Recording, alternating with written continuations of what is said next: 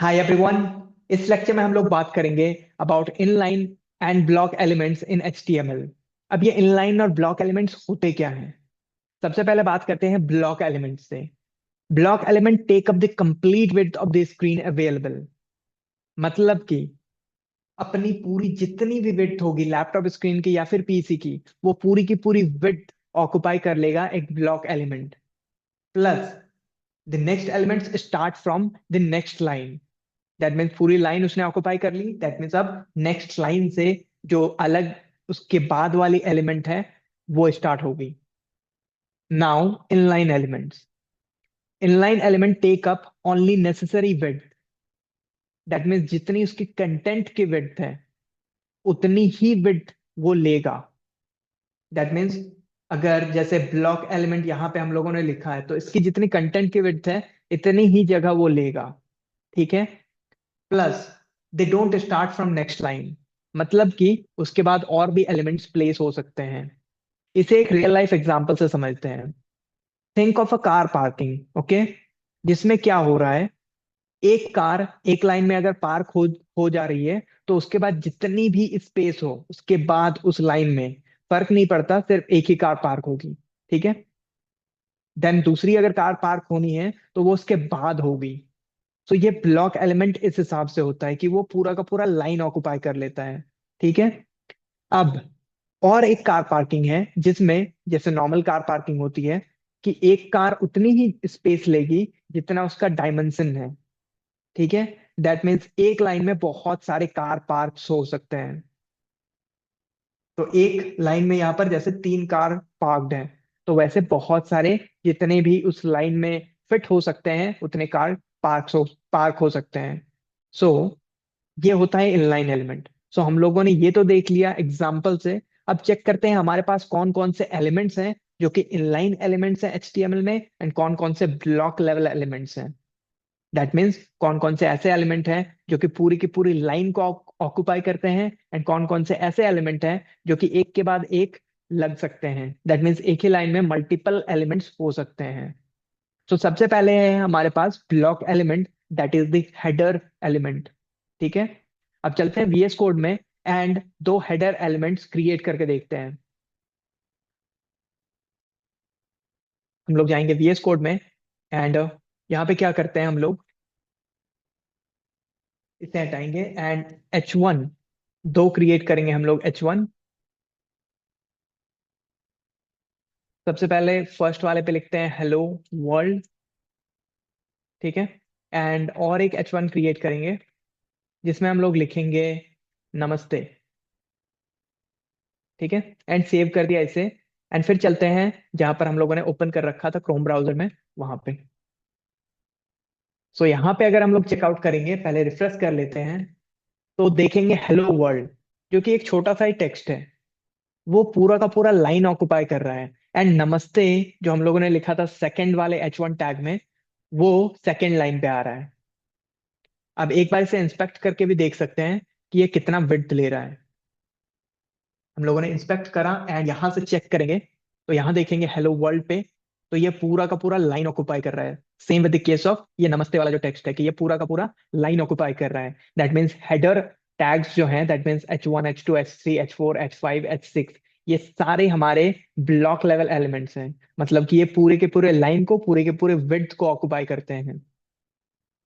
अब चलते हैं वापस VS कोड के ऊपर एंड देखते हैं पैराग्राफ एलिमेंट। ठीक है। पैराग्राफ एलिमेंट के लिए हम लोग दो क्रिएट करेंगे। दिस इज अ पैराग्राफ, ये 1 है। ठीक है। एंड सेकंड और एक हम लोग क्रिएट कर लेते हैं, this is a para, and इसमें 2। ओके। एंड सेव कर दिया इसे। एंड जाके यहाँ पर रिफ्रेश करेंगे तो देखेंगे same with case of paragraph. ठीक है। दैट मीन्स फर्स्ट पैराग्राफ जो हम लोगों ने लिखा था वो फर्स्ट लाइन पे आया, उसके बाद सेकंड पैराग्राफ जो हम लोगों ने लिखा था वो सेकंड लाइन पे आया। ठीक है। That means these paragraph elements और paragraph tags are also block elements. मतलब कि ये पूरा का पूरा जितना भी डिवाइस का विड्थ है वो ऑक्युपाई करेंगे। ये हम लोगों ने देख लिया कैसे वर्क कर रहा है। अब इनलाइन एलिमेंट्स पे चलते हैं। ठीक है। इनलाइन एलिमेंट्स में सबसे पहले चलते हैं इमेज एलिमेंट के ऊपर। अब इमेज एलिमेंट हम लोग क्रिएट करेंगे VS कोड के ऊपर जाके। तो हम लोगों ने क्या करा यहाँ पे, ये हटाया and we go for IMG tag. Source में हमारे पास एक फ्रंट एंड वाला एक हम लोगों ने लिख रखा था, डाउनलोड कर रखा था, तो वही यूज कर लेते हैं। एंड और एक काम करते हैं, इसे ही और एक बार यूज कर लेते हैं, ठीक है। मतलब दो इमेजेस अगर हमें चाहिए तो सेम इमेजेस को हम लोग यूज कर सकते हैं।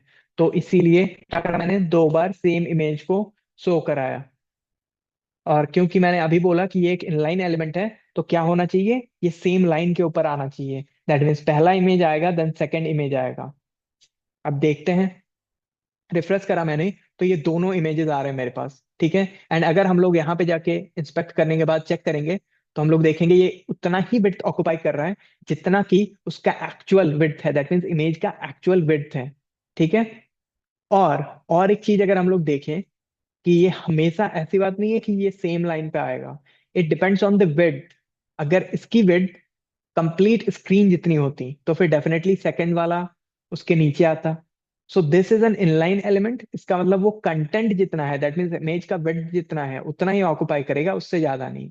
लेकिन अगर विड्थ ही रहा लैपटॉप स्क्रीन के साइज का, तो फिर ऑब्वियसली वो लैपटॉप स्क्रीन कैप्चर करेगा, क्योंकि it depends on the width of the content, मतलब विड्थ ऑफ द इमेज। और अगर हम लोग जैसे एंकर टैग टैग में बात करेंगे, तो फिर width of the anchor tag का कंटेंट क्या है, ठीक है। तो ये हम लोगों ने देख लिया कि इमेज हमारा इनलाइन एलिमेंट है। दैट मीन्स अलग अलग इमेजेस सेम लाइन पे आ सकती हैं। अब और एक चीज थी अपने पास, दैट वाज एंकर एलिमेंट, ठीक है। दैट मीन्स जिसके यूज से हम लोग हाइपर लिंक क्रिएट कर रहे थे। तो एक बार चलते हैं एंड देखते हैं हाउ इट वर्क्स, क्या ये एक इनलाइन एलिमेंट है या फिर नहीं। तो उसके लिए VS कोड में जाएंगे एंड जाने के बाद हम लोग यहाँ पे एंकर टैग क्रिएट करेंगे href में। Let's give https://www.codershive.in, okay. And यहाँ पे कोडर्स हाइव लिख देते हैं। एंड यहाँ अगर हम लोग वापस चलते हैं href में, देन https, अब किसका डाल सकते हैं, गूगल का डाल देते हैं, .google.com। ये आ गया अपने पास, ठीक है। एंड यहाँ लिख देते हैं गूगल। सिमिलरली और एक क्रिएट करते हैं एंकर टैग में, https://www.google, गूगल हम लोगों ने कर लिया था, सो youtube.com करते हैं।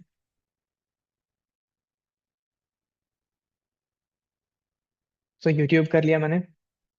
एंड अब इसे सेव कर देते हैं एंड चलते हैं वापस अपने वेब पेज के ऊपर एंड रिफ्रेश करते हैं। तो हम लोग यहाँ देख सकते हैं कि हमारे पास तीनों आ गए हैं एंड तीनों सेम लाइन में हैं, विच प्रूव्स कि ये एक इनलाइन एलिमेंट है। क्योंकि ये सेम लाइन में आ रहा है, ये उतना ही स्पेस ऑक्युपाई कर रहा है जितना कि इसका कंटेंट है, जितना कि इसे नेसेसरी है, ठीक है। तो this is an inline element.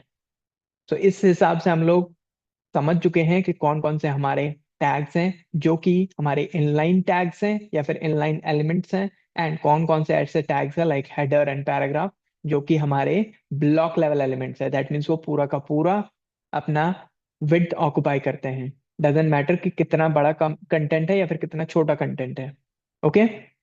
Also one more thing कि आपने बार बार मुझे देखा होगा ये https:// ये लगाते हुए, बिकॉज अगर हम लोग सिर्फ और सिर्फ www.google.com लिखेंगे तो हमारे पेजेस सिंक नहीं होते हैं। अगर सेव करूं मैं एंड जाऊंगा वापस एंड रिफ्रेश करते हैं, देन अगर गूगल पे जाएंगे तो फिर ये बोलेगा your file could be accessed.